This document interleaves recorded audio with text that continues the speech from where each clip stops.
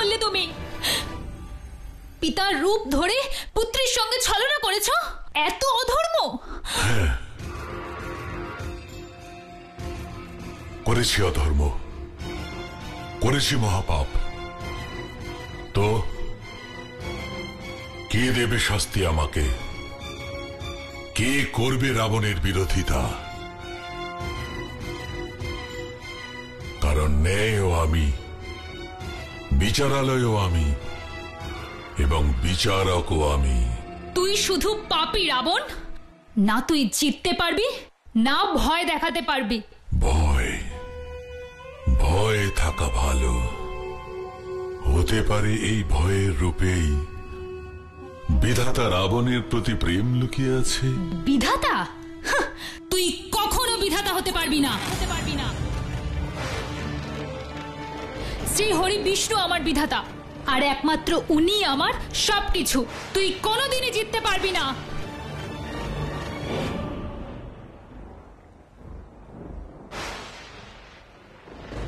আমি তো তোমাকে লাভ করবই বেদবতী।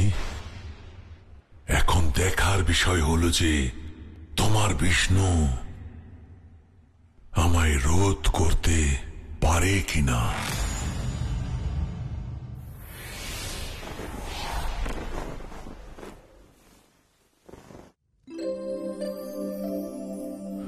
সকল গ্রহ এবং রাশিকে স্মরণে রেখে আমি কৌশল্যানন্দনের কুষ্ঠি পড়ছি।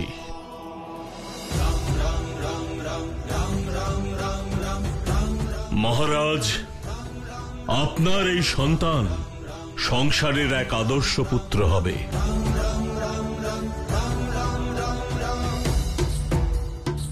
সর্বশক্তিমান হয়েও এই শিশু অত্যন্ত সরল হবে।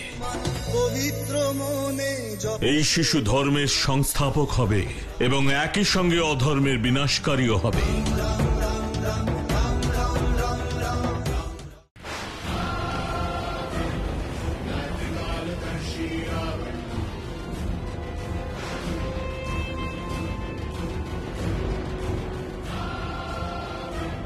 অধার্মিক নই আমি।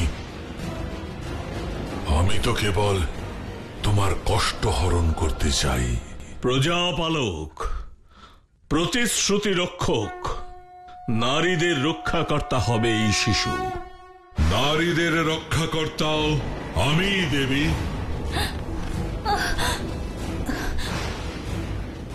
ভয়ম রক্ষম মহা।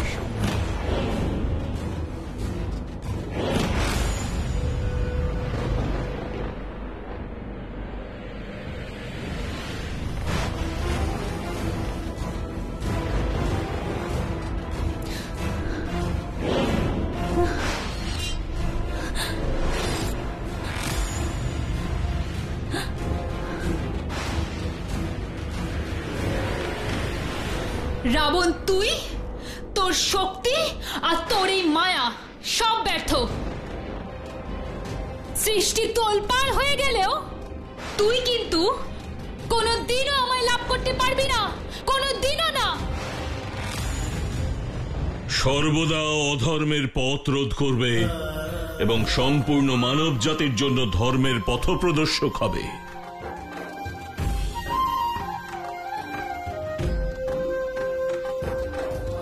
আপনার এই পুত্র খ্যাত হবে মর্যাদার পুরুষোত্তম নামে।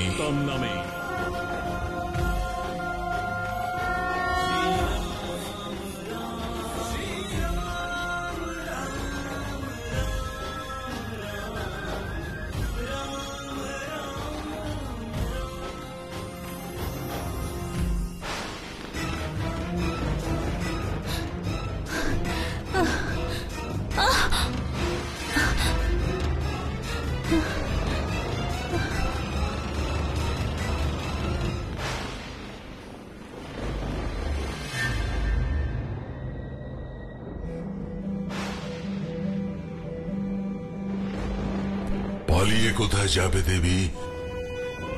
যেখানেই যাবে আমায় পাবে। আমার কাছে নিজেকে সঁপে দাও। বিধাতা রাবণের আলিঙ্গনে তোমার পরম শান্তি লাভ হবে। এসো।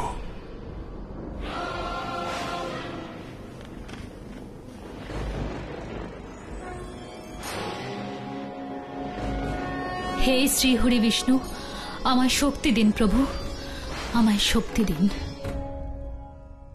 যতদিন এই সংসার থাকবে, এই সংসারে এই শিশুর নামও থাকবে।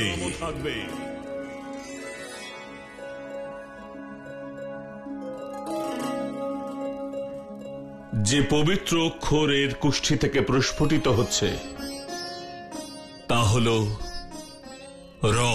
র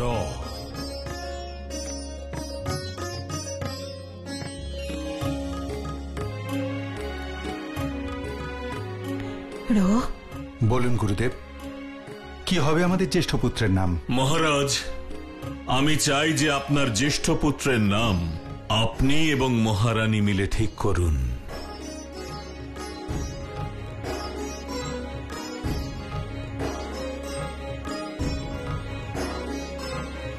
আমাদের পুত্র রাজাদের ইন্দ্র হবে, অর্থাৎ তার নাম হবে রাজেন্দ্র। রাজেন্দ্র খুবই উপযুক্ত, অতি সুন্দর। আমাদের পুত্রের নেত্র এত আকর্ষণীয়, আমার মনে হয় ওর নাম রাজীব লোচন হওয়া উচিত।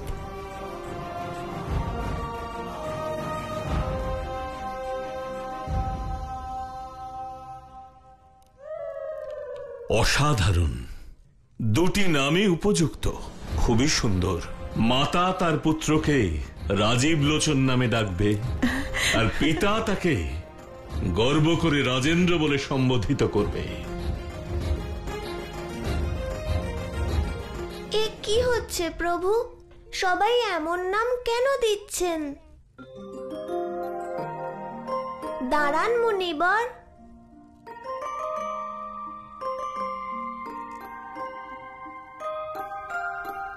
নিঃসন্দেহে দুটি নামই সুন্দর। আপনারা ওনাকে যে নামেই ডাকুন, কিন্তু সংসার ওনাকে অন্য নামে চিনবে।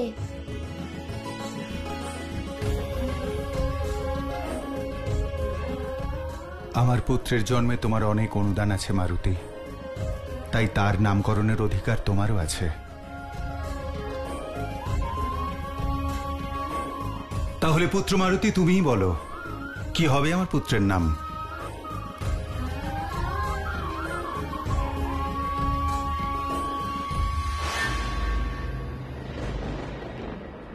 যদি এই সংসারে ভক্তি আর সত্যের কোনো মূল্য থাকে, তাহলে আমার পবিত্রতাই আমাকে রক্ষা করবে। হে অগ্নিদেব, আমি আপনাকে আহ্বান করছি, কৃপা করে আমার মর্যাদা রক্ষা করুন, যাতে আমি এই পাপী রাবণের সর্বনাশ করতে পারি। হে অগ্নিদেব, প্রকট হন। ওম বিষ্ণুবে নমঃ, ওম বিষ্ণুবে নমঃ, ওম বিষ্ণুবে নমঃ।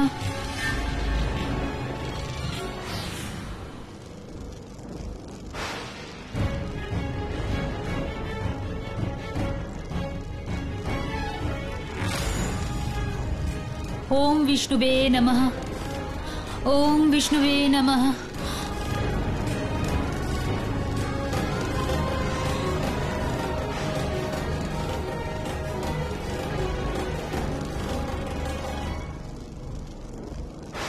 হে অধর্মী রাবণ,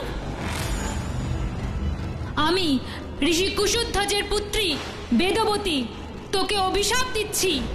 তোকে যে সংহার করবে, এই সংসারে তার জন্ম হয়ে গেছে। আর আমি তার সঙ্গিনী হয়ে আগামী জন্মে তোর মৃত্যুর কারণ হব।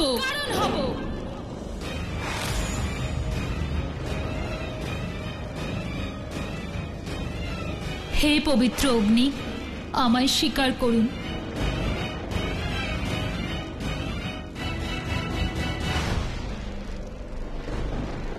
সেই সংহারকারীর নাম তো বলো, কি নাম তার, যে বিধাতা রাবণকে বিনাশ করবে?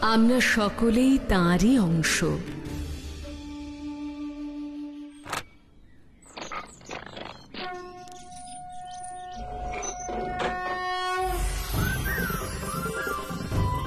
এই তো অলৌকিক দৃশ্য, প্রভুর মূর্তি পুনর্স্থাপন হয়েছে।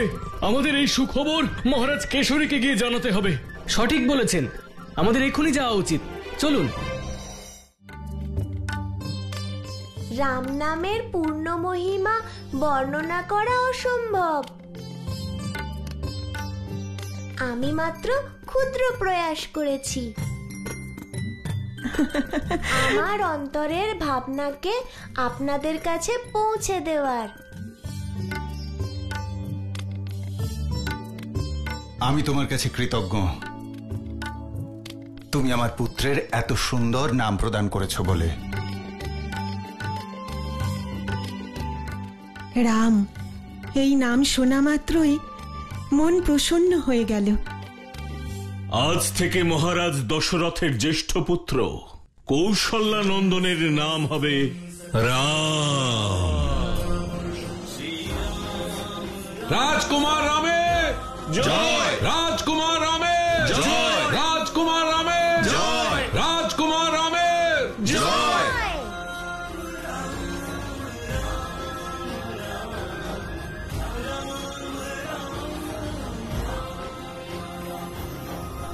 হনুমান, এই সংসার আমায় প্রতি যুগে প্রতি কল্পে বিভিন্ন নামে জেনেছে, কিন্তু আজ থেকে তোমার কারণে আমি রাম নামে পরিচিত হব।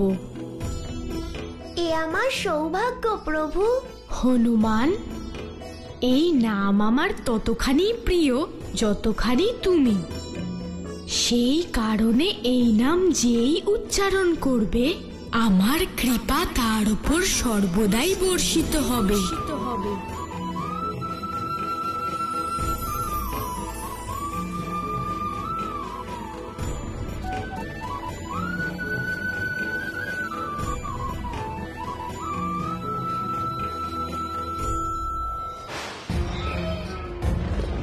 জন্মস্তে হি ধ্রুবম মৃত্যু, ধ্রুবম জন্ম মৃত্যু সজা। কে বলবে এই শ্লোকের অর্থ?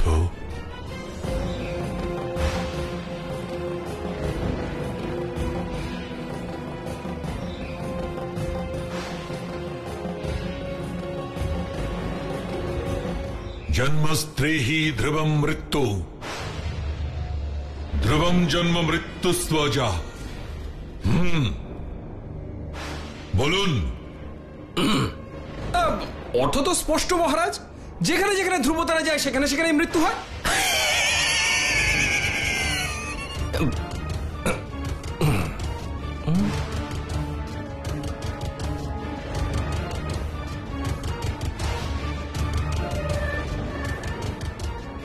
মূর্খ, আপনারা সবাই মূর্খ।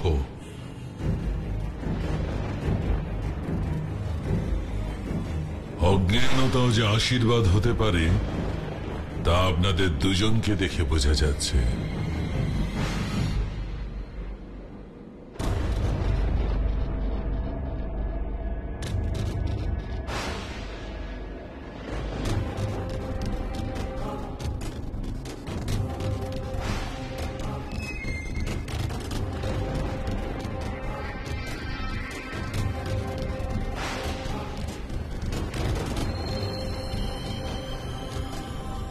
জন্ম হলে মৃত্যু অনিবার্য,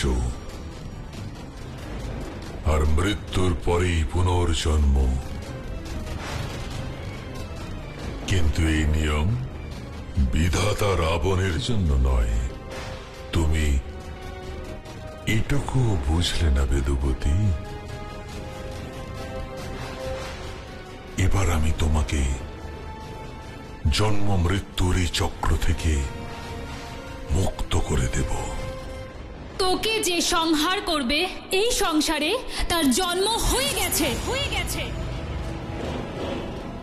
আর আমি তার সঙ্গিনী হয়ে আগামী জন্মে তোর মৃত্যুর কারণ হব।